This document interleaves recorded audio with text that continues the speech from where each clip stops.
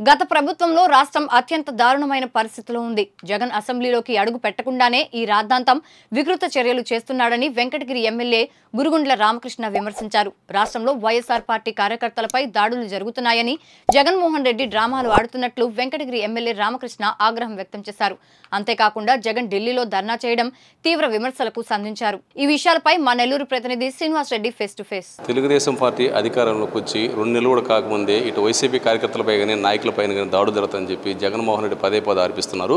దీనిపైన assembly gate వద్ద కూడా రచ్చ చేశారు. అలాగే ఢిల్లీలోని జంతర్ మంతర్ జంక్షన్ వద్ద కూడా ధర్నా చేయడం జరిగింది. దీనిపై మనం మాట్లాడడానికి వెంకటగిరి ఎమ్మెల్యే గురుగుండ్ల రామకృష్ణ గారు మనం వస్తున్నారు. ఆయనతో మాట్లాడదాం. సార్ చెప్పండి, మా జగన్మోహన్ రెడ్డి పదే టీడీపీ నాయకుడు అధికారంలోకి వచ్చి 2 నెలలు కాకముందే మాపై దాడులు చేస్తారని చెప్పి ఆరోపిస్తున్నారు. దీనిపైన మీరేమంటారు? ఆయన పైన ఎవరు దాడులు చేయలేదు.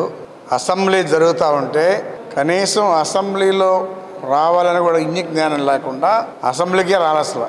అలాంటి వాడు ఆయన దాడులు చేసేదే ఉంది. ఎవరి మీద దాడులు చేయాలా? కొత్త కుర్చీలే కనిపించాయి, అక్కడ చైర్స్ మాత్రం ఉన్నాయి, ఎవరు రాను కూడా లేదు. కాబట్టి ఇదంతా కూడా ఏదో బోగస్ మాటలు మాట్లాడి ఏదో ఆయన మెహర్బానీ పొందాలనేది, తెలుగుదేశం అన్యాయం చేస్తున్నదని, అవంతా కూడా వైఎస్ఆర్ పార్టీ జగన్మోహన్ రెడ్డి టైంలో జరిగినాయి. కానీ తెలుగుదేశం పీరియడ్లో అలాంటి ఏమి దాడులు లేవు. ప్రశాంతంగా ఉంది. ఆయన ప్రశాంతంగా అసెంబ్లీకి కూడా రావచ్చు. అసలు అసెంబ్లీకే రాలాయన. అసెంబ్లీకి వచ్చి సమస్యలు ఏంటో చెప్పచ్చు. అసలు అపోజిషన్ అనేవాళ్ళు ఎప్పుడు కూడా ప్రజలు సమస్యల్ని పాలకపక్షం వాళ్ళు ఏ విధంగా చేస్తున్నారు, ఇంకా ఏదైనా ఉంటే కూడా ఏలెత్తి చూపించి చెప్పేది పోయి అసలు అసెంబ్లీకే రాలేదు ఆయన. అది ఆయనకున్నటువంటి గొప్పతనం. జగన్మోహన్ చేసేటువంటి ఆలోచన విధానం, ఆయనకు ఎవరిస్తున్నారనే ఐడియాలు. ఎప్పుడు కూడా అపోజిషన్ అనేది అసెంబ్లీ ఎప్పుడున్నా కానీ వచ్చి కూర్చొని ఏదైనా కానీ ప్రభుత్వం పైన మాట్లాడాల్సిన బాధ్యత అపోజిషన్ పార్టీకి ఉందని చెప్పి తెలియజేస్తాం. అయితే తనకు ప్రతిపక్ష హోదా కూడా ఇవ్వకుండా తనను అవమానించారని చెప్పి ఇటు హైకోర్టు కూడా వెళ్ళడం జరిగింది. దీనిపైన ఆయన ప్రతిపక్ష హోదా లేదు.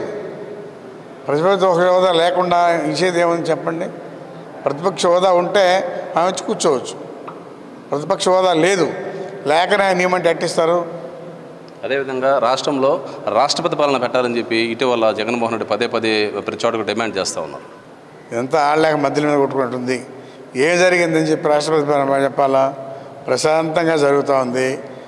ఈరోజు ఈ రాష్ట్ర ప్రజలు వన్ సైడ్గా 164 సీట్లు ఇచ్చారు అంటే ఆయన ఎంత మూర్ఖుడో, ఆయన పరిపాలన నచ్చకనే కదా ప్రజలందరూ కూడా ఈరోజు తెలుగుదేశానికి ఇన్ని సీట్లు ఇచ్చింది.